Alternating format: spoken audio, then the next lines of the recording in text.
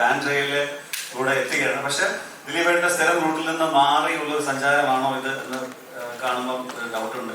കുറെ ചോദ്യങ്ങൾ ഇതൊക്കെ ഉണ്ടാവും. ദിലീപേട്ട ഒരു ഗംഭീര കൈയടി ഇപ്പോൾ നമ്മുടെ ജനപ്രിയ നായകൻ ദിലീപേട്ട.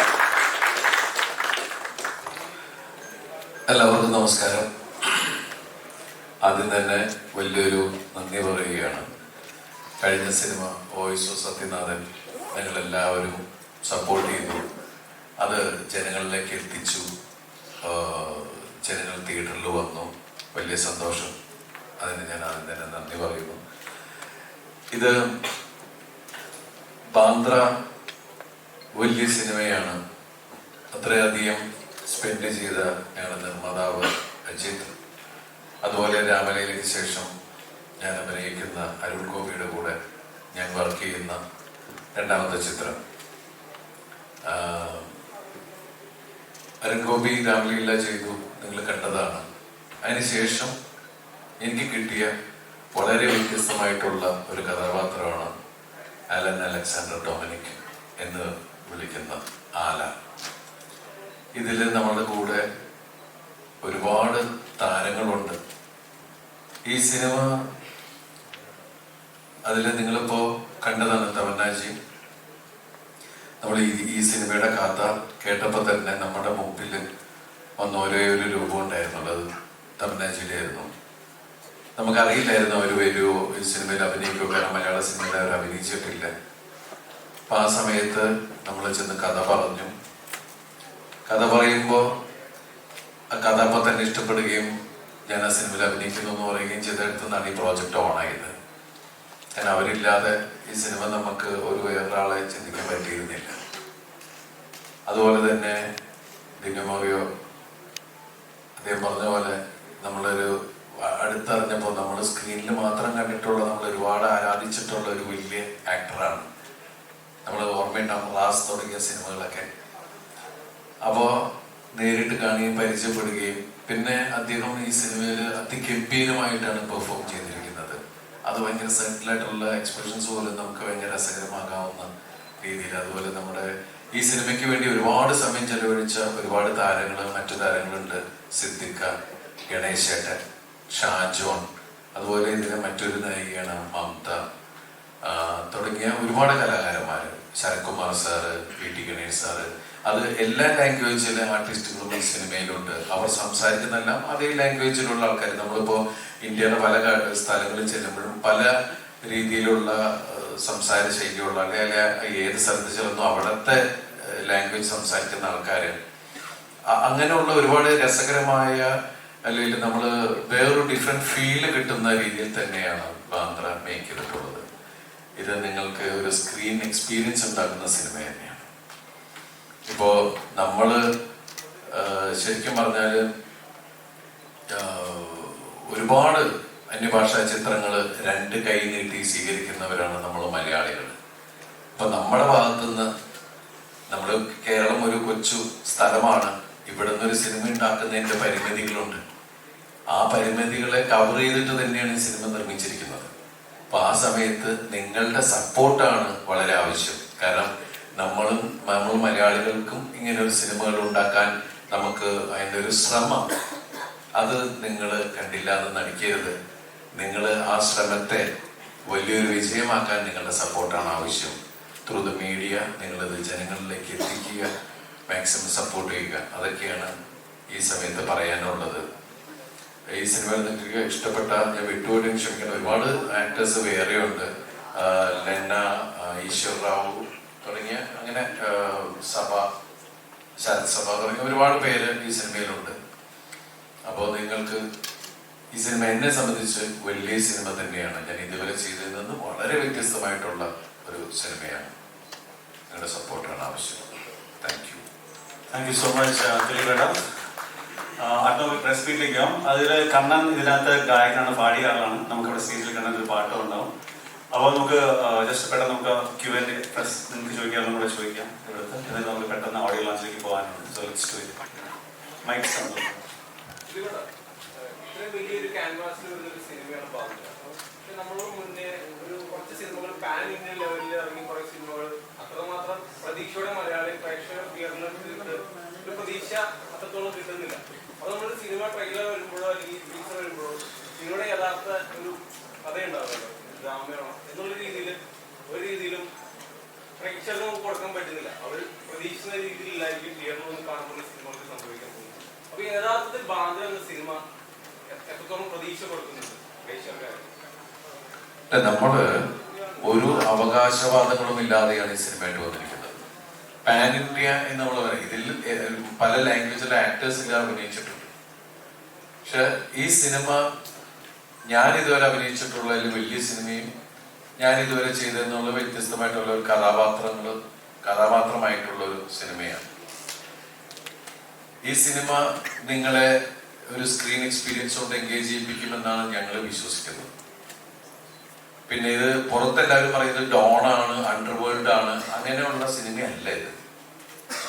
ഇത് വളരെ ജനകീയനായ എല്ലാവർക്കും ഇഷ്ടപ്പെടുന്ന ഒരു സ്ഥലത്തെ ഒരു ആളുടെ ജീവിതത്തിലേക്ക് ഒരു പെൺകുട്ടി വരികയും അതിനെ ബേസ് ചെയ്ത് പോകുന്ന സംഭവമാണ്. നമ്മൾ വളരെ ചെറുങ്ങനെ തുടങ്ങി അത് ഭയങ്കര ബിഗ് ക്യാൻവാസിലേക്ക് അത് പോകുന്നു എന്നുള്ളതാണ്. ഈ സിനിമയിൽ നിങ്ങൾക്ക് ഇഷ്ടപ്പെടുന്ന രീതിയിലുള്ള പാട്ടുകളുണ്ട്, അടിയുണ്ട്, ഇമോഷണലാണ്, എല്ലാം കൂടി ചേർന്ന ഒരു സിനിമയാണ്. അതാ ഞാൻ പറഞ്ഞത്, നമ്മള് പുറത്തുനിന്ന് വരുന്ന അന്യഭാഷാ ചിത്രങ്ങൾ എല്ലാം വലിയ സംഭവത്തോടെ നമ്മൾ രണ്ട് കൈ നീട്ടി സ്വീകരിച്ച സിനിമയെ വിജയമാക്കുന്ന ആളുകളാണ് നമ്മൾ മലയാളികൾ. ആ മലയാളികളുടെ ഒരു സിനിമ അത് നിങ്ങളോട് സഹകരിച്ചാൽ മാത്രമേ ഇത് വലിയൊരു വിജയത്തിലേക്ക് എത്താൻ സാധിക്കുകയുള്ളൂ. അല്ലെങ്കിൽ അജിത് വിനായക പോലുള്ള പ്രൊഡ്യൂസേഴ്സിന് നിലനിൽക്കാൻ സാധിക്കുകയുള്ളൂ. അപ്പോ ഈ സിനിമ നിങ്ങൾ കാണുക. നമ്മൾ അതിന് അതാ ഒരു അവകാശമൊന്നും നമ്മൾ പറയുന്നില്ല. ഈ സിനിമ പക്ഷെ ഞങ്ങൾ ഈ സിനിമ ഒന്ന് കണ്ടിട്ട് ഞങ്ങൾ വിലയിരുത്താം എന്ന് പറയുന്ന ആ ഒരു നല്ല മനസ്സോടുകൂടി ആ പടം ഇറങ്ങുന്നതിന് മുമ്പ് തന്നെ മോശപ്പെടുത്താതിരിക്കുക. നിങ്ങളെ കൊണ്ട് ആക്കാവുന്ന രീതിയിൽ നിങ്ങൾ ഞങ്ങളെ സപ്പോർട്ട് ചെയ്യുക. അതിനാണ് ഞങ്ങൾ നിങ്ങളോട് വരാൻ പറഞ്ഞതും നിങ്ങളായിട്ട് സംസാരിക്കാനും. കാരണം നിമിഷ നേരങ്ങൾക്കുള്ളിൽ സാധാരണക്കാരുടെ ഇടയിലേക്ക് ഇതിനെക്കുറിച്ചുള്ള കാര്യങ്ങൾ പറയുന്നത് നിങ്ങളാണ്. നിങ്ങൾക്ക് അതിനുള്ള കെൽപ്പുണ്ട്. നിങ്ങളുടെ ആ പരിമിതികൾ അല്ലെങ്കിൽ നിങ്ങൾക്ക് പറ്റാവുന്ന രീതിയിൽ ഇതിന്റെ പ്രൊമോഷൻസിന്റെ ഭാഗമാവാനാണ് നമ്മൾ ഇന്നിവിടെ കൂടിയിരിക്കുന്നത്. താങ്കളെ എല്ലാവരും തന്നെ ജനപ്രിയ നായകൻ എന്നാണ്. താങ്കൾ തന്നെ പറഞ്ഞു ഇതൊരു അഭിനയിച്ച കഥാപാത്രത്തിൽ നിന്ന് ഒരുപാട് ഡിഫറെന്റ് ഉള്ള കഥാപാത്രമാണ് ചെയ്തിരിക്കുന്നത്. അപ്പം ജനപ്രിയ നായകൻ എന്ന് ഒരു ടൈറ്റിൽ ഉള്ളപ്പോൾ തന്നെ പ്രേക്ഷകർ കുറച്ചുകൂടെ റിലേറ്റ് ചെയ്യാൻ പറ്റുന്ന ഇല്ല, ഇത് ഞാൻ അതുകൊണ്ട് തന്നെ പറഞ്ഞത്. ഞാൻ അതിനകത്ത് പറഞ്ഞു, ജനങ്ങളുടെ കൂട്ടത്തിലുള്ള ജനകീയനായ ഒരാളുടെ ജീവിതത്തിൽ ഒരു പെൺകുട്ടി വന്ന് കയറുന്നു എന്ന് ഞാൻ പറഞ്ഞു. ഇയാൾ വളരെ ദൂരത്തിലുള്ള ഒരാളെ അല്ല. നിങ്ങൾക്കറിയാവുന്ന, നിങ്ങൾക്ക് ആകാവുന്ന, നമ്മൾ ഇങ്ങനെയൊക്കെ ആയിരുന്നെങ്കിൽ എന്ന് ആഗ്രഹിക്കാവുന്ന അങ്ങനെയുള്ള സംഭവങ്ങളാണ് ഈ സിനിമയിലൂടെ നമ്മൾ പറയുന്നത്. അതുകൊണ്ട് തന്നെ നേരത്തെ പറഞ്ഞത് ഡോണും അല്ല, അണ്ടർവേൾഡും അല്ല, ഒന്നുമല്ല. അതല്ലാത്ത വേറൊരു വേൾഡാണ്. ആദ്യമായിട്ട് 15 പേരെ അടിക്കുന്നത്. ചെസ്സിലും കൊച്ചി രാജാവിലും ഒക്കെ പതുക്കെ ആളുകളുടെ എണ്ണം കൂട്ടിക്കൊണ്ടിരിക്കുകയാണ് ചെയ്തത്. ബാന്ദ്രയിൽ 10-30 ഒക്കെ ആയിരുന്നു. അപ്പൊ ബാന്ദ്ര ഇപ്പൊ ഇതുവരെ ചെയ്തതിൽ വെച്ച് ഏറ്റവും മാസും ആക്ഷനും ആയിട്ടുള്ള കഥാപാത്രം ആയിരിക്കെ ഒരു അവസ്ഥ ഉണ്ടാവുമ്പോ, നമ്മുടെ ജീവിതത്തിൽ തന്നെ അവസ്ഥ ഉണ്ടാവുമ്പോ നമുക്ക് അടിക്കേണ്ട ഒരു സിറ്റുവേഷൻ വന്നാൽ നമ്മൾ ആളെ എണ്ണയല്ല അടിക്കും. അതുകൊണ്ട് അടിച്ചു പോകും, നമ്മള് വീഴുന്നവരടിക്കും. ഇത്രയുള്ളൂ അതിനകത്ത്. അതൊരു സിനിമയാവുമ്പോ സ്വല്പം അതിന്റെ രീതിക്കും സിനിമാറ്റിക് ആവും, എന്നാലാണ് അതിന് പഞ്ചുണ്ടാവുള്ളൂ. ഇല്ലെങ്കിൽ നമ്മൾ വെറുതെ ഒരു നാടനടി കാണാൻ പോയിട്ട് അത് നമ്മളിപ്പോ TV തുറന്നു കഴിഞ്ഞാൽ നമുക്ക് കാണാം, ഓടിച്ചിട്ടടി അടി ഇടിയൊക്കെ കാണാം. പക്ഷെ അല്ലാത്ത ഒരു അടി സിനിമാറ്റിക് ആവുമ്പോഴാണ്. ദിലീപിനെ നമ്മള് അൻപറിവിനെ പോലുള്ള ഇപ്പോഴത്തെ ഏറ്റവും ഹോട്ടാണ് അവരൊക്കെ, അല്ലേ? അവരെയൊക്കെ വെച്ചിട്ട് ഇതില് ഒരു ഫൈറ്റ് മാത്രം 10-15 ദിവസം വെച്ചിട്ടാണ് അനിൽ ഗോപി ഷൂട്ട് ചെയ്തിരിക്കുന്നത്. പക്ഷെ അത് സിനിമാറ്റിക് തിയേറ്ററിൽ ശരിക്കും ഫീൽ ചെയ്യാൻ വേണ്ടിയിട്ടാണ്. ഇപ്പൊ നമ്മളിവിടെ കണ്ട, നമ്മൾ കൈയടിച്ച സിനിമകളിലെല്ലാം ആ ഫൈറ്റ് സീക്വൻസ് നമ്മളത് സിനിമയായിട്ട് കാണുന്നു. ആ സിനിമയായിട്ട് കണ്ടാൽ അത് റിയലിസ്റ്റിക് ആണ്. അല്ലെങ്കിൽ വേറെ അങ്ങനെ ഇത് റിയലിസ്റ്റിക് സിനിമയല്ല, ഇത് സിനിമാറ്റിക് ആണ്.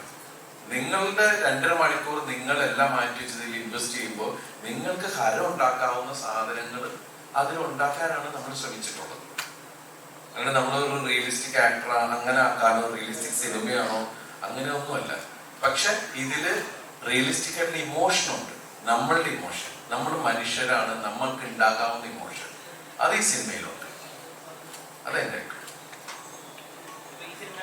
ആദ്യ ടീച്ചറിൽ വന്നൊരു ഡയലോഗ് റൺവേയിൽ കയറിയാൽ നിൽക്കും, പിന്നെയാണ് ഒരു വൺ വേ ഇതിന്റെ വൺ വേ എന്ന് പറയുന്നത്. അത് റൺവേക്ക് കൊടുത്തൊരു അടിപൊളി റെഫറൻസ് ആയിരുന്നു. ബാന്ദ്രയിൽ ത്രൂ ഔട്ട് ഇങ്ങനെ ഈ വലിയ ഫാൻ ബോയ് ആണല്ലോ. ഇനിയും ഒരുപാട് ഈ പാട്ടയിൽ രജനീകാന്ത് ഇതൊക്കെ വെച്ച് ചെയ്ത പോലെ ഒരുപാട് റെഫറൻസുകൾ ഇതല്ലാതെ ചോദിച്ചാല് അങ്ങനെയൊന്നുമല്ല. ഈ സിനിമ ആവശ്യപ്പെടുന്ന രീതിയിലുള്ള സാധനങ്ങൾ ഈ സിനിമ, അല്ലാണ്ട് ഈ സിനിമ ഒരു പഞ്ച് ഡയലോഗ് പറയുന്ന ഹീറോ അങ്ങനത്തെ അല്ല. അയാള് വിചാരിക്കാത്ത സീക്വൻസുകളിലൂടെ അയാള് ഫേസ് ചെയ്ത് പോവുക എന്ന് പറയില്ലേ, അവിടെ ഒരു ആവശ്യമുണ്ടെങ്കിൽ ഒരു സാധനം പറയില്ല എന്നുള്ളൂ. സോറി. ദിലീപേട്ടൻ ബോംബെ കൊടുത്തിരുന്നായിരുന്നു പറയുമ്പോൾ തന്നെ ഫസ്റ്റ് തന്നെ അങ്ങനെ ഒരു ഇത് തീം വരുമ്പോൾ തന്നെ എല്ലാവരും മനസ്സിലായി ഒരു ഗാങ്സ്റ്റർ ഫിലിം അല്ലെങ്കിൽ അങ്ങനത്തെ ഒരു മോഡാണ് പണ്ട് തൊട്ടേ കണ്ടുവരുന്നത്. അപ്പം അങ്ങനത്തെ ഒരു ക്യാരക്ടറിലേക്ക് വരുമ്പോൾ എന്തൊക്കെ സ്റ്റഡി ചെയ്തിട്ടുണ്ട്? ഇങ്ങനൊരു ക്യാരക്ടർ ആവാം, ഇങ്ങനത്തെ ഒരു റെഫറൻസ് എടുത്തിട്ടുണ്ടോ? ഇല്ല, ഞാൻ പറഞ്ഞില്ലേ ഗാങ്സ്റ്റർ അങ്ങനെ. ഒരു മനുഷ്യൻ അയാളുടെ സാഹചര്യങ്ങൾ കൊണ്ട് ചിലപ്പോൾ ഒരു കത്തി എടുക്കേണ്ടി വരും, തോക്കെടുക്കേണ്ടി വരും. അത് അവസ്ഥകളാണ്. ആ അവസ്ഥകൾ ഇയാൾ ഒരിക്കലും അങ്ങനെയുള്ള അവസ്ഥകളിലേക്ക് പോകാനോ ഒന്നും വിചാരിച്ചിട്ടുള്ള ഒരാളല്ല ഈ കഥാപാത്രം. പക്ഷെ എന്തുകൊണ്ട് അങ്ങനെ എങ്ങനെ എന്നൊക്കെ പറയുന്ന കാര്യങ്ങളാണ് സിനിമയുടെ. കാരണം കൂടുതൽ നമ്മൾ തമ്മിൽ അങ്ങോട്ടും ഇങ്ങോട്ടും ആർഗ്യുമെന്റ് ആയി ഞാൻ സത്യം വിളിച്ച് പറയുന്നതിലൂടെ അവരോട് എന്നെ തല്ലി പോലും ഈ ഡയറക്ടർ. അപ്പൊ അത് നിങ്ങൾ സിനിമ കാണുക. സിനിമ കാണുമ്പോൾ നിങ്ങൾ ഒരു വെള്ള പേപ്പറായിട്ട് പോയിരിക്കുക. ഞാൻ ഒരു സിനിമ കാണാൻ വന്നിരിക്കുന്നു, അങ്ങനെ പോയി കാണാം. കാരണം നമുക്കും മലയാളികൾക്ക് പിടിച്ചിക്കണ്ടേ തമിഴ് തെലുങ്കി എന്നൊക്കെ പടം വരുമ്പോ നമ്മുടെ കയ്യിലുള്ള ഒരു സാധനം എന്നൊക്കെ പറഞ്ഞ് കൂടെ നിന്നൂടെ? പിന്നെന്താ പല സിനിമകളും മാസ സിനിമകൾ എന്നുള്ള രീതിയിലാണ് ടീസറും ട്രെയിലറും പോസ്റ്റേഴ്സും ഒക്കെ ഇന്റർവ്യൂസിൽ ഉൾപ്പെടെ. പക്ഷെ ആ സിനിമ ഇറങ്ങി ഒരാഴ്ച കഴിയുമ്പോൾ അവർ പതുക്കെ പറയും ഇതൊരു കുടുംബചിത്രമായിരുന്നു, നമ്മൾ ആദ്യമേ പറയണം. ആദ്യമേ നമ്മൾ പറയുന്നത് കുടുംബചിത്രമാണ്, ഞാനിത് ഫാമിലിക്ക് പോയിരുന്ന് കാണാം. ഇത് എന്റെ ആല എന്ന് പറഞ്ഞ കഥാപാത്രത്തിന്റെ ഫാമിലിനെ ബേസ് ചെയ്യുന്ന ഒരു സിനിമ കൂടിയാണ്. അപ്പൊ അതുകൊണ്ട് ഫൈനലി നമ്മൾ ആദ്യമേ പറയണം കുടുംബം ഉണ്ടാകാൻ. അമ്മയും അച്ഛനൊക്കെ ഉള്ള ഒരാൾ തന്നെയാണ്. ദിലീപേട്ടന്റെ ഒരു പ്രത്യേകത എന്താ വെച്ചാല് ഡയലോഗ് ഡെലിവറി ആയാലും ശരി, മറ്റുള്ളവരായിട്ട് എൻഗേജ് ചെയ്യുന്ന കോൺവെർസേഷൻ ആയാലും ശരി, എപ്പോഴും ഒരു നാച്ചുറായിട്ട് ആളുകൾക്ക് എപ്പോഴും റിലേറ്റ് ചെയ്യാൻ പറ്റുക. എനിക്ക് ഇതേപോലത്തെ ഒരാളൊരു സുഹൃത്തുണ്ട്, അങ്ങനത്തെ ഒരു അങ്ങനത്തെ ഒരു കഥാപാത്രമാണ് എനിക്ക് കുറച്ചുകൂടെ ചെയ്യുന്നത്. അപ്പം ഇതേപോലത്തെ ഒരു കഥാപാത്രം ചെയ്യുമ്പോൾ എങ്ങനെ നോർമൽ എനിക്കും തെറ്റുന്നുണ്ട്, ചെറിയ ചെറിയ കുഴപ്പങ്ങൾ ഉണ്ടല്ലോ, അങ്ങനത്തെ ഒക്കെ നോർമൽ ഉണ്ടാകുന്ന ഒരു സാധനം ഉണ്ടല്ലോ, ഒരു എന്താ പറയാ, ഒരു പണ്ടത്തെ ഒരു അങ്ങനത്തെ ഒരു ഇങ്ങനത്തെ വാർ നടക്കുന്ന അല്ലെങ്കിൽ ഒരു താങ്കളുടെ കഥാപാത്രം ചെയ്യുമ്പോൾ ഒരു ഒന്നുകൂടെ പറയാം. അപ്പൊ താങ്കൾ ചെയ്ത കഥാപാത്രങ്ങൾ എടുത്തു നോക്കി തന്നെ ഒരു ഒന്നെങ്കിൽ നാച്ചുറൽ ആയിട്ട് അല്ലെങ്കിൽ ഒരു അയൽവക്കത്തെ ഒരാൾ അങ്ങനത്തെ ലെവലിലുള്ള കഥാപാത്രം വെച്ചോടെ ചെയ്തിട്ടുണ്ട്. അപ്പൊ ഒരു കോമഡി വന്നാലും ശരി എപ്പോഴും റിലേറ്റബിൾ ആണ്. നാച്ചുറൽ ആയിട്ട് എൻ്റെ ലൈഫിലായാലും മറ്റുള്ള ലൈഫിലായാലും റിലേറ്റ് ചെയ്യാൻ പറ്റും. ഇപ്പൊ ഇതിലെങ്ങനത്തെ കഥാപാത്രം എത്രത്തോളാണ്? നോർമൽ നാച്ചുറൽ ഡെലിവറി ചെയ്യുന്ന ഡയലോഗുകളാണോ അതോ കുറച്ചുകൂടെ ഇതും അയൽവക്കത്താണ് ഇയാളുടെ വീട്ടിൽ അപ്പുറപ്പുറത്ത് വീടുണ്ട് അല്ലല്ല അതുപോലെ തന്നെയാണ്. അത് തന്നെ ഇയാൾക്കും അയാളുടെ ഫ്രണ്ട്സ് ഉണ്ട്, അയാൾ വർക്ക് ചെയ്യുന്ന മേഖലയുണ്ട്, അവിടുത്തെ ആൾക്കാരോട് ഇയാളുടെ സ്നേഹം, അവരുടെ സപ്പോർട്ട്, അങ്ങനെയൊക്കെയുള്ള ആൾ തന്നെയാണ്. നമ്മുടെ ദൂരത്ത് പോയിട്ടുള്ള ഒരാളല്ല, ഓണ്ടി വന്നു, ഇത്രേ ഉള്ളൂ. രാംലീലയിലെ കഥ പോലത്തെ ആയിരുന്നല്ലോ, പക്ഷെ അവസാനം വരുമ്പോൾ അതാ പറഞ്ഞത്. വളരെ 2 മണിക്ക് നിങ്ങൾ ഒരു നല്ല സിനിമ ആസ്വദിക്കാൻ വേണ്ടി വിചാരിച്ചിട്ട് പോണം, പൊളിക്കാൻ പോകരുത്, ഉടക്കി നിങ്ങൾ പോകരുത്, എൻജോയ് ചെയ്യുക, അങ്ങനെ കണ്ടാവും. ഓ താങ്ക് യു. ഇപ്പൊ വന്നോളൂ, ഇവിടെ ഉണ്ടായില്ലേ? ആ അങ്ങനെ ഞാൻ ഇപ്പൊ ഇതിന്റെ ഇതായി മുട്ടിലെടുത്തു.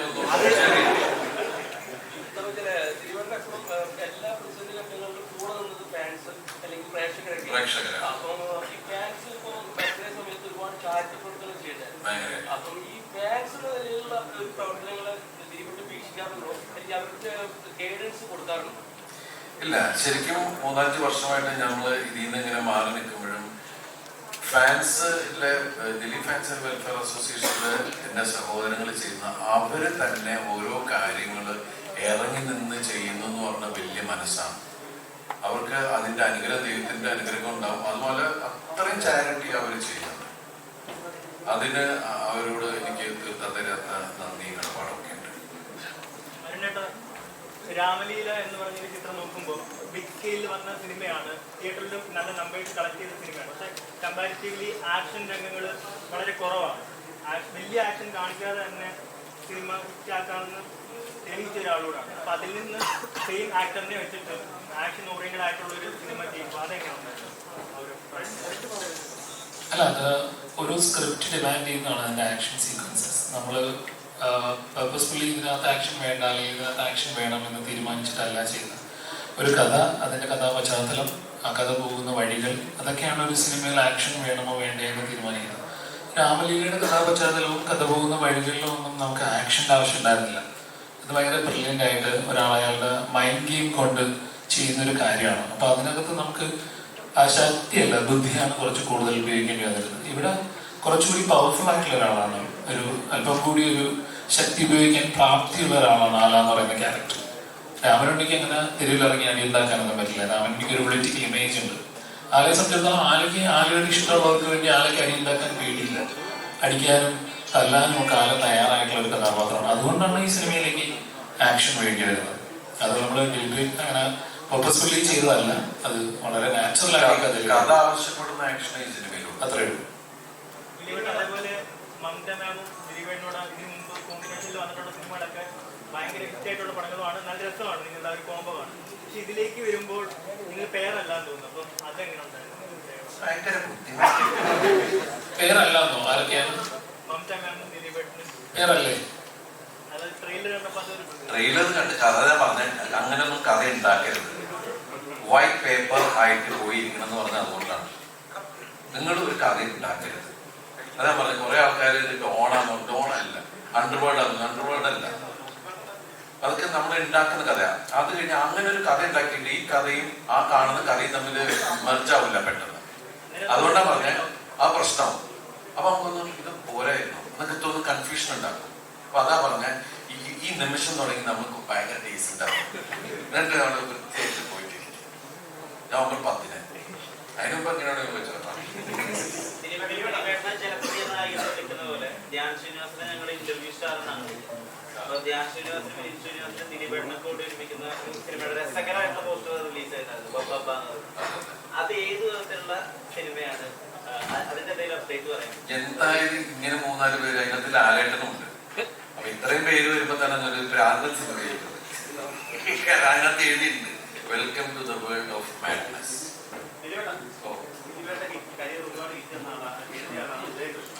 സമീപകാലത്ത് അദ്ദേഹത്തിനെ കുറച്ച് പോസ്റ്റ് ഉണ്ട്, സോഷ്യൽ മീഡിയ അദ്ദേഹത്തെ പരിഹസിക്കുന്ന രീതിയിൽ പല പേരുകളും ഉപയോഗിച്ചു. അപ്പൊ അദ്ദേഹത്തിന്റെ ഒരു തിരിച്ചുവരവായിരിക്കും ബാന്ദ്ര? അദ്ദേഹത്തിന്റെ വേറൊരു സിനിമയായിരിക്കും. കാരണം അദ്ദേഹം എനിക്ക് ഒരുപാട് ഹിറ്റുകൾ തന്നിട്ടുള്ള, നിങ്ങൾ ഇപ്പോഴും ഏറ്റവും കൂടുതൽ 2ാം ഭാഗം കളിക്കുന്ന CID മ്യൂസിയം, റൺവേ, വാളാർ പെർമിച്ചു ഒക്കെ എഴുതിയത് അവര് തന്നെയാണ്. അപ്പോൾ നമ്മുടെ കരിയേഴ്സിൽ പലപ്പോഴും അപ്സ് ഉണ്ടാവും, ഡൗൺസ് ഉണ്ടാവും. അത് പാർട്ട് ഓഫ് ദ ഗെയിം എന്ന് പറയുന്ന പോലെ ചിലത് നന്നാവും, ചിലത് മോശമാവും. നമ്മളിപ്പോൾ മോശമാകുമ്പോൾ വീണ്ടും നന്നാക്കാൻ ശ്രമിക്കും, ഇതൊക്കെയാണ്. അപ്പൊ ഇത് നന്നാവാൻ നമുക്ക് പ്രാർത്ഥിക്കാം. അപ്പൊ നമുക്കറിയില്ല വെച്ചാൽ ആ വിചാരിച്ച സംഭവങ്ങൾ ശരിയായില്ല, അപ്പൊ അതിന്റെ ചേരുവ നിങ്ങൾക്ക് ഇഷ്ടമായില്ല. അപ്പൊ അതുകൊണ്ട് ഓക്കെ, നമ്മൾ അടുത്ത ചേരുവ നന്നാക്കാൻ ശ്രമിക്കാം. അപ്പൊ അതുപോലെ ഇത് എനിക്ക് തോന്നുന്നു ഉദയന്റെ ഒരു തരത്തിലുള്ള സിനിമ തന്നെയായിരിക്കും.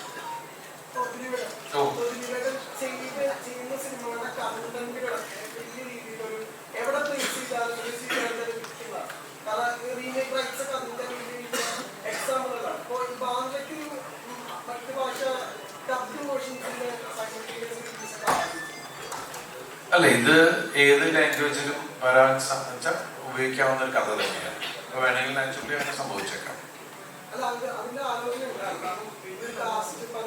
ഡബ് ചെയ്യുന്നുണ്ടെന്നാണ് പറഞ്ഞത്. ഒരു ക്വസ്റ്റ്യൻ കൂടെ വെച്ചിട്ട് ബോഡി ലോഞ്ച് ഓൾറെഡി. അതെ, അപ്പൊ ഒന്നും നമുക്ക് ഇനി ബാക്കി കാണാൻ നമുക്ക് അവിടെ ചെയ്യാം. നമുക്ക് അവിടെ ചോദിക്കാം.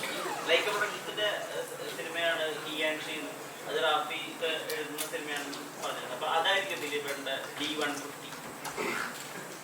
അതെ, അടുത്ത് ഇറങ്ങാൻ പോകുന്ന തുടങ്ങാൻ പോകുന്ന സിനിമ അതാണ്. അത് ഗ്രാൻഡ് പ്രൊഡക്ഷന്റെ ഇതിലാണ് തുടങ്ങുന്നത്. അത് കഴിഞ്ഞിട്ടാണ് മറ്റുള്ള കാര്യങ്ങളിലേക്ക് വരുന്നത്. സന്തോഷം. അപ്പം നമുക്ക് ഓഡിയോ കാണാം അല്ലേ? അപ്പൊ നിങ്ങളെല്ലാവരും കൂടെ നിൽക്കൂലേ? ഉറപ്പല്ലേ? I was understanding your Malayalam. Dilip and No, I was understanding that you were talking. Oh. Thank you. Good afternoon. Good evening. Good evening, everyone. Sorry, we've been here promoting for a while, so lost count of time. But thank you. Ellarukku romba romba nandri. To just so lovely to see the entire press here and supporting us for Bandra.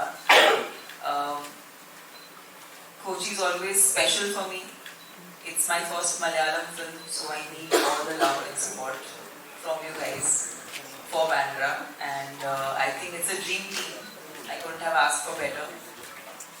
Arun sir, Dilip sir, Dinu, Sam, the entire cast and crew is super special, and we've made this film with a lot of love. So I really hope you guys enjoy it. And yeah, I'm super excited. It's my first Malayalam, so you can only imagine my excitement. Tamanna, actor Siddharth ഒരിക്കൽ പറഞ്ഞു ദിലീപേട്ടനെ തമിഴ്നാട്ടിൽ അറിയുന്നത് രാക്ഷസ നടികൻ എന്നാണ്. അത് opposite ഉള്ള ആൾ അഭിനയിക്കുമ്പോൾ അദ്ദേഹത്തെ ഒരു ഔട്ട് പ്ലേ ചെയ്ത് അഭിനയിക്കാനുള്ള ഒരു കഴിവ് ദിലീപിന് ആക്ടറിലുണ്ട് എന്നത്. ബാന്ദ്രയിൽ ഒരുമിച്ച് അഭിനയിച്ചപ്പോൾ അദ്ദേഹത്തിന്റെ ആക്ടറിനെ എങ്ങനെയാണ് തമന്ന മനസ്സിലാക്കിയത്? It's interesting. I can understand his Malayalam, but I can't understand yours. You can translate. Yeah. Dilip സാറോட அங்க தமிழ்ல ஒரு டைட்டில் இருக்கு, ராட்சச நடிகர்னு சொல்லுவாங்க தமிழ்ல. So உங்களோட எக்ஸ்பீரியன்ஸ்ல working with Dilip, and how did you feel like when working together with Dilip sir? Dilip sir is the most warmest, nicest, kindest actor I've worked with. He really makes a lot of space for his co-actors, and why I called him the kindest is because he's not just worried about how he's doing in the shot, but he's worried about how everyone is doing, and he gives a space for everyone to shine without worrying about himself. Whenever I was performing with him, he was making sure that I got my best shot. So I really value actors like that, and especially after the body of work and the number of complex characters that Sir's already played.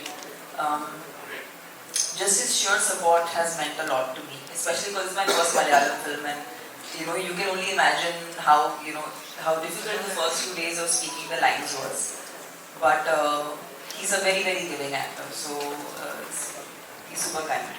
You have earlier mentioned that Tamannaah Bhatia is one of the best actors we have. So, coming to Malayalam cinema, what was your initial thoughts, and how Bandra changed the thoughts? How is Malayalam cinema? I definitely think that the lines with languages in our country is blurring. So whether it's Malayalam, Telugu, Hindi, Kannada, the idea that I think we have as a country need to warm up with the idea that we are one country creating cinema in different languages versus diversifying the languages in our country itself, because we are one country, so it's all Indian cinema. But definitely I feel like whatever I have seen of Malayalam films, I think that some of the finest actors come from here, and it only got reinstated the moment I worked with Dilip sir and the moment I worked on Bandra. I hope it's my first many of my films that I hope I do many more films in Malayalam in the future. As he told you, this is your first Malayalam film. So why so late, or what made you choose this particular film? I think it's important for an actor to keep evolving and also to have life experiences as you grow. And I'm glad. I don't think it's too late. Actually, I think it's a good time that I've started working in Malayalam because of the life experience I've had and also of the experience of being on set. If I have to work with great actors like Dilip sir and some fantastic actors in your film industry, I must do a good job. So I think I'm ready, and I'm very excited that this is my first. We feel that the actor Tamannaah we saw in Kalluri and Happy Days are kind of coming back, or you are just rediscovering yourself in this second stage of yours after Corona. So what just... You saying COVID made me well?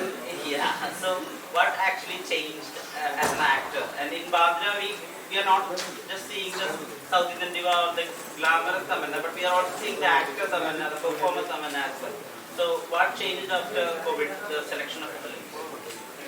I think we all understand that pre-pandemic consumption itself was different, and as technology is evolving, there are many more platforms for different pieces of content to go out.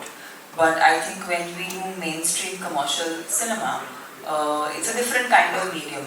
People want to go for an experience. When people pay that money to go to a theatre to watch a film with their families or with friends or with whoever they end up going with, I feel like it's important for us to give them this experience where they feel like they've gone into another world. And for me, characters have always, I think I'm lucky, I have actually had an opportunity to do commercial cinema at the same time. Some very like not the routine stuff, because I enjoy that. As an actor, I need to be, trying new things. So that if I don't get bored, I don't bore you guys, and I keep doing something new to entertain everybody. So yeah, this has been a great experience. One of your recent interviews, you mentioned that ഞാനൊരു അരമണിക്കൂർ നിങ്ങൾക്ക് മാത്രമായിട്ട് interview Only you seem to be asking questions. Does anyone else have questions? so one question. One of your recent interviews, you described Rajamouli as a swan. Where he is very silent and still, but a thought of volcano is revolving in his head. So, to what animal or bird will you attribute Rajamouli? He's doing wonderfully as a human being. He's fantastic. I wouldn't attribute anything. You're doing fab. You're a nice human being, Arun. You're a fab human being. മാധ്യമ സുഹൃത്തുക്കൾക്ക് നമസ്കാരം. വളരെ സന്തോഷമുണ്ട്. ഇത്രയും മാധ്യമ സുഹൃത്തുക്കളെ ഞാൻ ആദ്യമായിട്ടാണ് കാണുന്നത്. എൻ്റെ സ്ഥലം കൊട്ടാരക്കരയാണ്. കൊച്ചിയിലായതുകൊണ്ടായിരിക്കും ഇത്രയും മാധ്യമ സുഹൃത്തുക്കളെ ഒരുമിച്ച് കാണാനൊരു ഭാഗ്യം എനിക്കുണ്ടായി. നമ്മുടെ ബാന്ദ്ര സിനിമയുടെ ഇന്ന് ഓഡിയോ ലോഞ്ചാണ്. വളരെ നാളത്തെ ആഗ്രഹമാണ്. ഞാൻ സഹോദരന് തുല്യം സ്നേഹിക്കുന്ന നമ്മുടെ ജനപ്രിയ നായകൻ ദിലീപ് നടിച്ചൊരു പടം എടുക്കണം. ഒരു വലിയ ആഗ്രഹമായിരുന്നു ജീവിതത്തിന്. പക്ഷെ അത് കഴിഞ്ഞു. ആഗ്രഹം കഴിക്കുന്നു അല്ല ആഗ്രഹം അതോടൊപ്പം തന്നെ വളരെ സന്തോഷമുണ്ട് എൻ്റെ പ്രിയ സഹോദരൻ അരുൺഗോപി. പക്ഷേ അരുൺഗോപി എന്ന് പറയുമ്പം ഡയറക്ടറായിട്ടല്ല, ഞങ്ങൾ എൻ്റെ ഒരു സഹോദരനെ പോലെ എടാപോടാ ഒരു ബന്ധമാണ് അരുണോട്ട് എനിക്ക്. കാര്യം എന്തും അരുണിൻ്റെ അടുത്ത് എനിക്ക് പറയാം.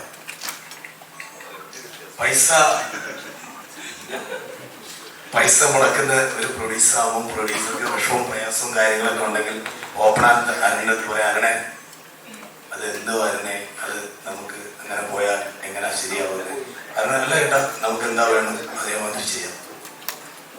അപ്പം ഈ ഫിലിം ഇൻഡസ്ട്രിയിലോട്ട് കടന്നു വന്നപ്പോൾ ഒരുപാട് സംശയങ്ങൾ ബാക്കിയുണ്ടായിരുന്നു. പക്ഷെ അത് ഈ മൂവി എടുത്തപ്പോൾ ആ സംശയങ്ങൾ ഏറെക്കുറെ മാറി. വളരെ സന്തോഷമുണ്ട്. ഈ അഭിനയിച്ച നമ്മളറിയപ്പെടുന്ന ഇന്ത്യയിൽ അറിയപ്പെടുന്ന നടി തമന ഇവിടെ ഇന്റർവ്യൂ കഴിഞ്ഞു, നിങ്ങൾ കേട്ടല്ലോ. അതുപോലെ തന്നെ ദിലീപേട്ടൻ, അതോടൊപ്പം തന്നെ ഡിനു, അതോടൊപ്പം തന്നെ നമ്മളെ സംവിധായകൻ സാം, ഈ മറ്റ് പ്രവർത്തിച്ച ഒരുപാട് കലാകാരന്മാരുണ്ട്. നമ്മളെപ്പോഴും മനസ്സിലാക്കേണ്ട, നിങ്ങളായാലും ഇത്രയും പേരുണ്ട്, നിങ്ങളെ കൊണ്ട് എത്ര കുടുംബം കഴിയുന്നു. ഒരു പ്രൊഡ്യൂസർ, ഞാൻ ഈ പടം എടുത്തുകൊണ്ട് എത്ര കുടുംബം എന്നെ കൊണ്ട് കഴിയുന്നു. അത് ഈ കലാകാരന്മാരെപ്പോഴും നിലനിൽക്കണം. സത്യമുള്ള നാടാണ് നമ്മുടെ നാട്, പ്രത്യേകിച്ച് കേരളം. സത്യമെന്ന് ജയിക്കുമെന്നുള്ള വിശ്വാസം എനിക്കെന്നുണ്ട്. ഞാൻ ഒരു ഈശ്വരവിശ്വാസിയാണ്. എല്ലാ മതങ്ങളെയും ഞാൻ വിശ്വസിക്കുന്നു. നന്ദി, നമസ്കാരം. Thank you, Ajit sir. Let's hear from Dinamore sir. I think this is not your first Kochi visit, I believe. So how do you find being here in Kochi and to Bandra working with Dilip? Firstly, namaskaram. Endu vishesham? Nalla vishesham? Thank you all for coming. This is my first large Malayalam film which I'm a part of. And I hope the second one, if I get one, if I get a second film, then my next interview will be in Malayalam. Oh, I will try. I'm very familiar to Kerala and to Kochi. Not many of you all know, but my mother's side of the family comes from Kerala. But I didn't get to speak too much Malayalam growing up. Having said that, I want to thank the producer, Arun sir, Dilip, Cheta, for welcoming me and giving me this opportunity to be a part of this fantastic film, Bandra. When Arun sir narrated the story to me, at that point I realized that it's important to make my debut as an actor in the Malayalam film industry with this movie. I don't play a nice guy. I play a very evil character. He's bad. And I feel if I don't make you hate me in this film, then you won't love him. You have to love him, so you have to not like me. But that's the power of cinema and playing fantastic characters. I want to thank Arun sir for really giving us this wonderful story in Bandra. And most importantly, I have to say that working with the entire team has just been so welcoming from day one. The hospitality, the respect as professionals was unbelievable. When I first met Dilip sir on the first day of shoot, I would address him as Dilip sir. And then as we got to know each other, I wanted to hug him every time I see him because he's just like a brother. And they treated me like family. So the industry over here, I must say, is fantastic. It's great to be a part of the Malayalam film industry, and I hope there's many more to come. So thank you all. Thank you all for being here, and thank you for having me in Bandra. thank you so much, the one and only music director. നമുക്ക് എല്ലാവർക്കും അറിയാം, ഇപ്പം ഓടിക്കൊണ്ടിരിക്കുന്ന സിനിമയിൽ പോലും ഇദ്ദേഹത്തിന്റെ ആ മ്യൂസിക്കിൽ ഒരു ബീറ്റ് കേട്ട ഭയങ്കര കൈയടി നമ്മൾ കാണുന്നുണ്ടാവുന്നു. തളപതിയുടെ പടത്തിലാണെങ്കിൽ പോലും ദില്ലിയുടെ ഒരു സ്വാഗ് വരുമ്പോൾ, ആ ഒരു പർട്ടിക്കുലർ ലൂപ്പ് വരുമ്പോൾ ആ കൈയടി കാണും. ബാൻഡ്രയിലും ഗംഭീരമായിട്ടുള്ള വർക്ക് ചെയ്തു വെച്ചിരിക്കുന്നത് ഞങ്ങൾക്ക് എല്ലാവർക്കും അറിയാം. You waiting. So welcome to Kochi. Please. Good evening all. Odiyan പിന്നെ RDX അതിനുശേഷം ചെയ്യുന്നൊരു വലിയ പടമാണ് എനിക്ക് ഇവിടെ. പക്ഷേ ഫസ്റ്റ് ഓഡിയോ ലോഞ്ചാണ് മലയാളത്തിൽ. ഹിന്ദി, തെലുഗു എല്ലാം ചെയ്തിട്ടുണ്ട്. പക്ഷേ ഫസ്റ്റ് മലയാളം ഓഡിയോ ലോഞ്ചാണ് എനിക്ക്. സോ വളരെ സന്തോഷമുണ്ട്. ബാന്ദ്ര ആക്ച്വലി നോർമലി ഇപ്പോൾ ചില പടങ്ങൾക്ക് മ്യൂസിക് എന്ന് പറയുന്നത് ഒരു എക്സ്ട്രാ ലെയർ ആയിരിക്കും. അതായത് ഇപ്പോൾ വിഷ്വലി അവർ ഓൾറെഡി കൺവേ ചെയ്തിട്ടുണ്ടാകും. എസ്പെഷ്യലി ഈ പടത്തിൽ എല്ലാവരും പെർഫോമറാണ്. ഇപ്പം ദിലീപ് ഏട്ടനൊക്കെ ആണെങ്കിൽ എത്രയോ കാലം ആക്ട് ചെയ്ത് അത്രയ്ക്കും പെർഫോമറാണ്. സോ എല്ലാവരും പെർഫോമർ ആയത് കാരണം ഓൾറെഡി പടത്തിൽ ഇവരെ എടുത്തു വെച്ചിരിക്കുന്ന എല്ലാ സീനിനും മ്യൂസിക്കിൻ്റെ ആവശ്യമില്ല. ആക്ച്വലി അത് കൺവേ ആണ് എല്ലാം. മ്യൂസിക് അതിൻ്റെ മേളിൽ ഇപ്പം കൈദിയിൽ ചെയ്ത പോലെ, കൈദി മ്യൂസിക് ഇല്ലെങ്കിലും പടം ഹിറ്റാണ്. കാരണം ആ പടം അങ്ങനെയാണ്. അതുപോലെ ഈ പടം ഓൾറെഡി അങ്ങനെയാണ്.